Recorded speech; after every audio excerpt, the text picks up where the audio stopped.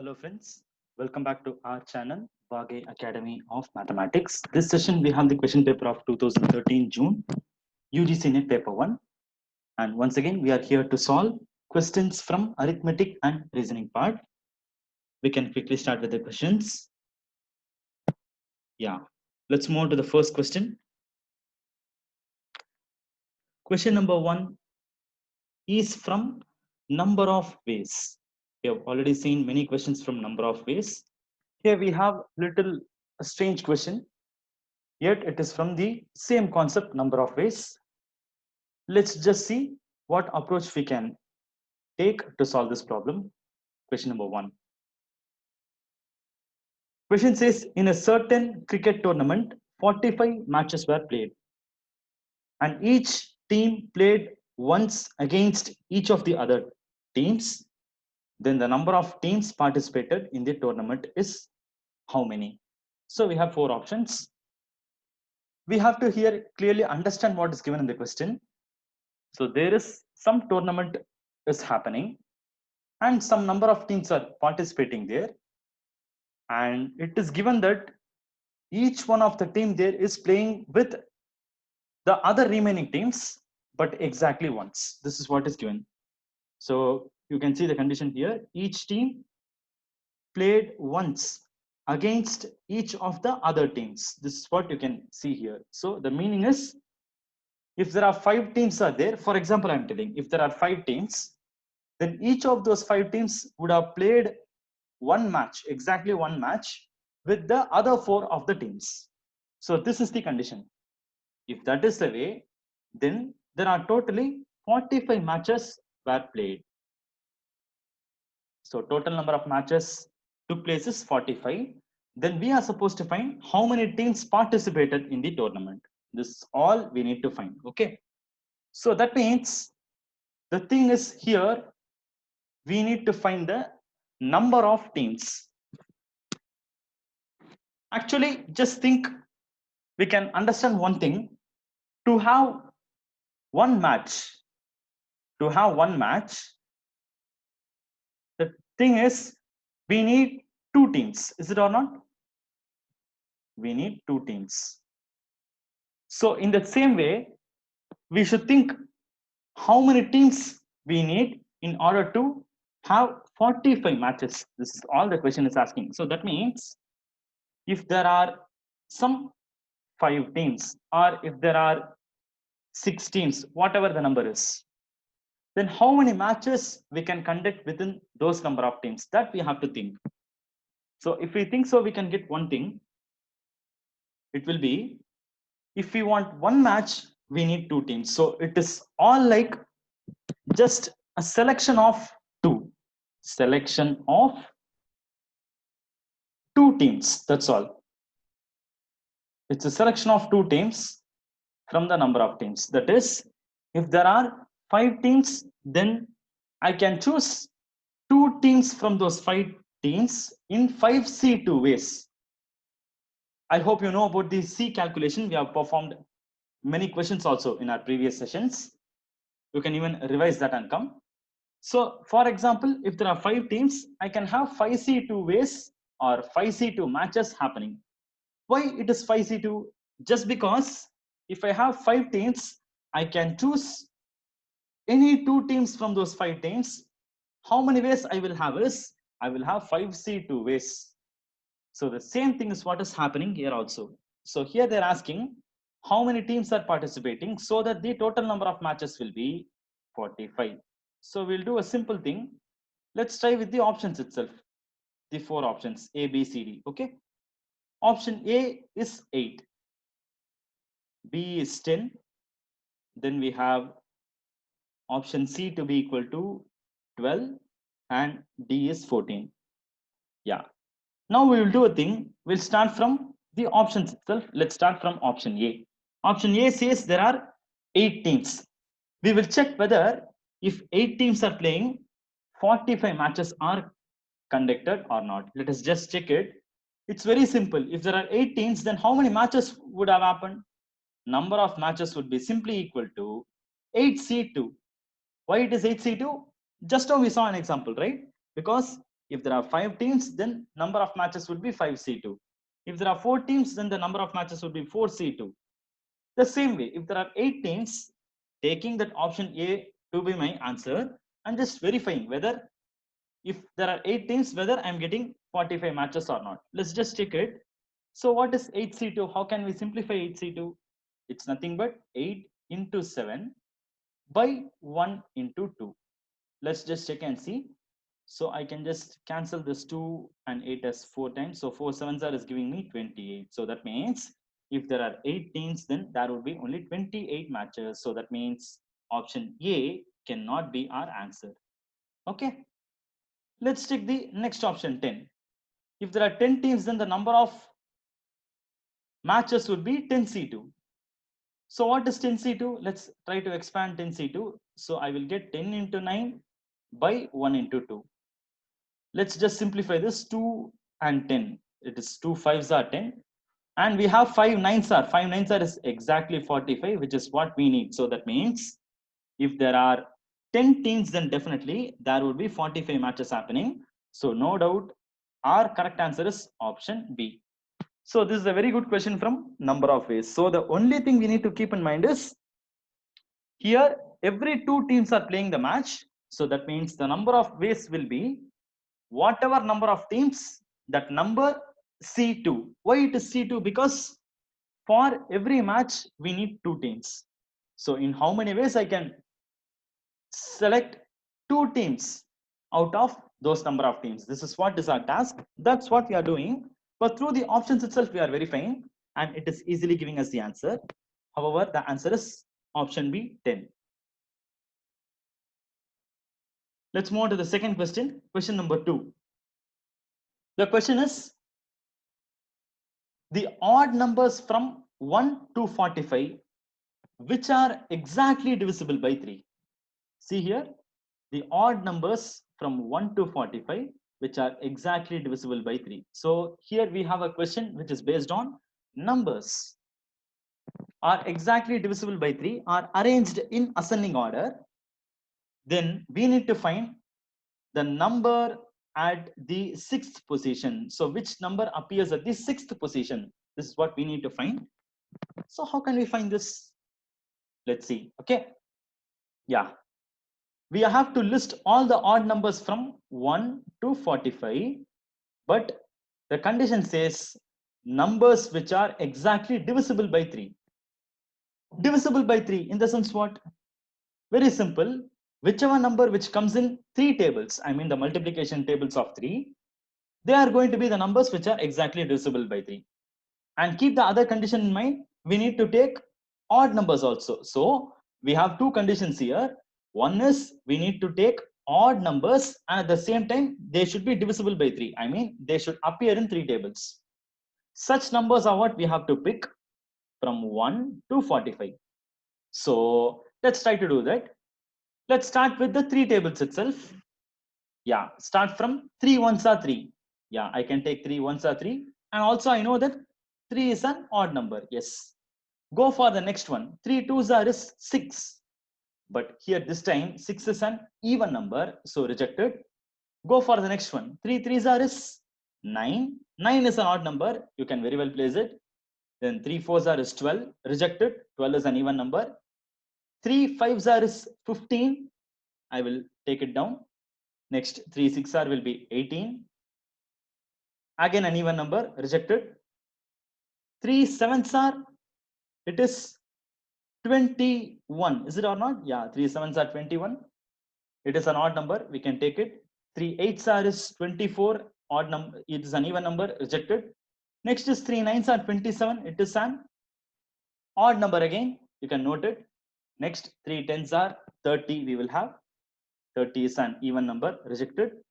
3 11s are 33. 33 is once again an odd number. You can just note it. But stop here. We are asked to find if these numbers are arranged in ascending order. Yes, of course, they are already arranged in ascending order only.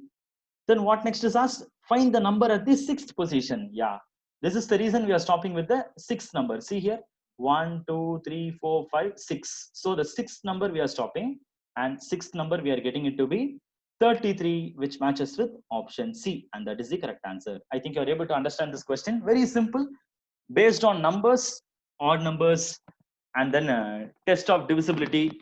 I mean, the 3 is divisible. These two things are what we need to keep in our mind. So we need to just take odd numbers, which are the multiples of 3. I mean, the numbers which are divisible by 3. Just say 3 tables, that itself will reveal which number is an odd number, which is an even number. Just take only the odd numbers and find or extend this list till you reach the 6th number. Stop there, and that is what is our answer. Option C, 33. Moving to the next question.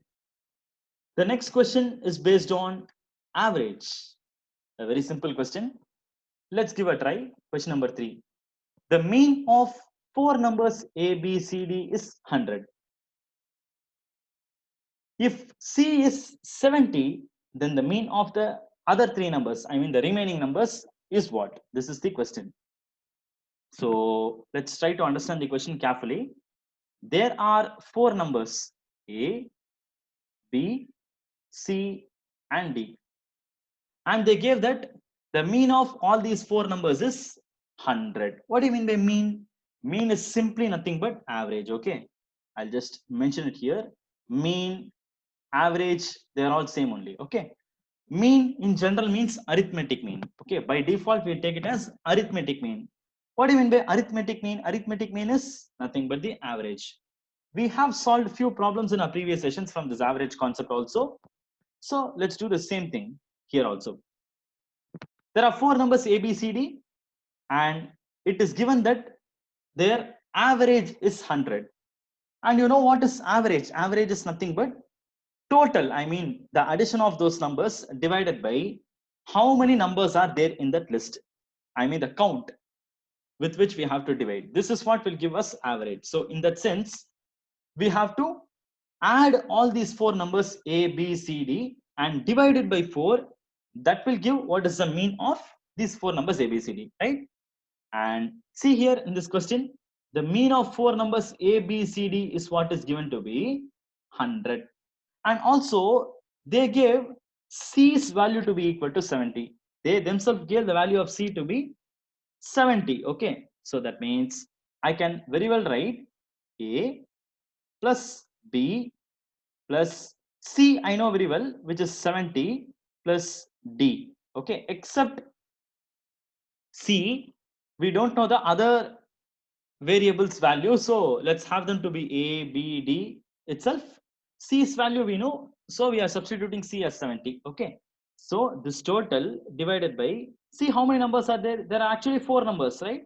By 4. So this average is what is given in this question as 100. So let's just place 100 here. Yes, 100. So what we can do now? We can very well do A plus B plus 70 plus D. Just bring this divided by 4 to the other side so that we will be getting 100 into 4, because division goes there, it becomes multiplication, the opposite operation. So 100 into 4, which will in turn be 400. And now what we can do is we can just find the value of A plus B plus D. Why? Because we have 4 numbers here, A, B, 70 and D. We have 4 numbers here. But see the question, what is asked us to find? We are asked to find then the mean of the remaining numbers is what? This is our question. So remaining numbers in the sense here A, B and this D, they are our remaining numbers. So what we are supposed to do is we will try to find the sum of this A, B and D, for which what we can do, A plus B plus D will be equal to, just bring this plus 70 to the other side so that it will become 400. See here, we already had this 400. I'm just taking that 400 here, 400 minus 70. See here, I'm just bringing this plus 70 to this other side so that it is becoming minus 70. Okay, yeah. Now continue, A plus B plus D is equal to, this will give us, when we simplify, 400 minus 70 will give us 330, right? But see the question carefully. We are asked to find what is the mean of these remaining numbers, that is we are supposed to find the average of these three numbers. I mean A, B, and D. So what do you mean by average? Average is nothing but total divided by the number of entries. So that means what we are supposed to do is A plus B plus D is equal to 330. We know very well. We got it just now. But this is their total, but we need the average. Okay. So average in the sense I have to divide it by 3. Why 3? Because we have three numbers. That's why. See here, in the first step, we took A plus B plus 70 plus D. Here we divided by 4 because we had 4 numbers. But here we had A plus B plus D. So we are dividing just by 3 because we have 3 numbers. Okay. So in average, this point is very much important. How many terms you are adding with that number of terms is what we have to divide. This is very much important for us to understand the concept of average. So however, if I divide A plus B plus D by 3, right hand side also the same thing happens. 330 divided by 3. So what is 330 by 3? We can easily tell this is 110, right? So 110 is our answer, which is exactly matching with option D, and that's our answer. I think you are able to understand this question also. Move on to the next question. Next question is once again an interesting question. This is from the concept of mensuration as well as percentage. So question number 4. We already tried few questions in our previous sessions based on this percentage concept and mensuration, but those mensuration questions were based on square mostly. But this is the first time we are just coming across a question based on circle.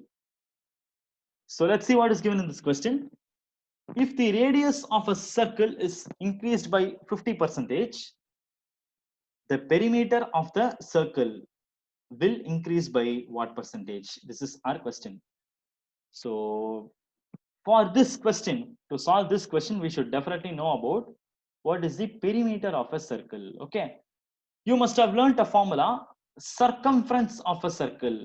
Okay. Circumference of a circle is 2 pi r, where r is this radius. See, for a circle, circumference is what we call it as perimeter. See, they both are same only. So please don't confuse circumference and perimeter. They both are same for a circle. For all the other shapes, we call it as perimeter. For circle, we specially call it as circumference. Okay. But no, there's nothing wrong if we call circles measure. I mean, this circumference as perimeter also. There's nothing wrong. So no confusion. Perimeter of a circle is also 2 pi r. The same formula comes. Okay. Actually, many of you will worry when you see this character pi. There's nothing to worry about this pi. Pi is actually a constant value. The value of pi is 3.14. It is an approximated value. And usually when we try to write this pi as a fraction, they write it as 22 by 7. But cool, there's nothing to worry about it. We are supposed to find only the percentage increase. We are not worried about what is the value of the perimeter. See, that is not asked in the question. So in that case, we need not confuse about what value we have to take for pi, whether we have to take 3.14 or we have to take pi as 22 by 7 or 22 by 7. There's nothing to worry about these things. Okay. So please don't worry about what value we have to take. Okay. There's nothing to worry. Have pi as pi itself. So let's have pi as pi itself. That's it. Okay. So we are going to use this formula. I mean, perimeter is equal to 2 pi r. This formula to solve our question. And as usual, they're asking us to find the percentage increase. So as usual, just construct a table like original and new. This is how we usually do. In the same pattern itself, at least we would have done some 3 or 4 questions in our previous sessions. If you want, you can even have that view. Yeah, fine. So yes, here I will put this r and here I will have the perimeter. So we will have r. This r is the radius of the circle. And as usual, let us just consider this original radius of the circle as 100. Because it is a percentage question, percentage based question. So taking the value to be 100 will be very much comfortable. It would easily make our calculation finish. That's the reason we take r as 100. So yes, we proceed. Let's have the original radius of the circle as 100. So that means what will be the original perimeter? Perimeter formula just now we saw 2 pi r, right? So that means 2 pi into 100, because r value is what we just assumed it to be 100. So that means 2 pi into 100, which will be nothing but 200 pi. See here, 2 into 100. This 2 into 100 I can multiply and I can do it as, take it as 200. So 200 pi. So original perimeter of my circle is 200 pi. Let's come to the new value. Okay, it is given in the question very clearly that the radius of the circle is increased by 50%. Come here, my original radius is 100. So what happens to the new radius? New radius will be nothing but 100 plus 50% of 100. I know very well that 100 plus 50% of 100 will be 50 itself. So that means new radius will be 150. See, this is the essence of taking our original value to be 100. So that just we can add it. I mean, whatever percentage it is increase or decrease, we can just add it. And then we can take the new radius, new measure. That's it. Yeah, however, let's try to calculate this perimeter of this new circle 2 pi into 150. Because the same formula we are supposed to use, perimeter is equal to 2 pi r, but this time our new radius value is 150. So 2 pi into that 150 will come. So what is 2 into 150? 2 into 150 will be 300 and that pi, 300 pi. So now we are ready with both our original perimeter and new perimeter. Now it is the time for us to calculate this percentage increase. Let's try to calculate the percentage increase. We need some space. Yeah, this space would be much enough. Percentage increase. I hope you are remembering the formula to find the percentage increase. Again, the traditional formula where we are using this for many times. The same formula here again we are going to use percentage increase or percentage decrease. Whether we use the same formula, which is difference by original into 100. The reason I'm just writing this formula in every session whenever we come across such a problem is only then this formula will be registering in your mind. That's the reason. Okay, so whenever you're finding this percentage increase or percentage decrease, use the same formula, difference by original into 100. Always the same formula will come. Yeah, come now. Difference. What is the difference? What is the difference between the original value and new value? 300 pi minus 200 pi. This is the difference. This is what we have to take. So 300 pi minus 200 pi. The difference will be just 100 pi.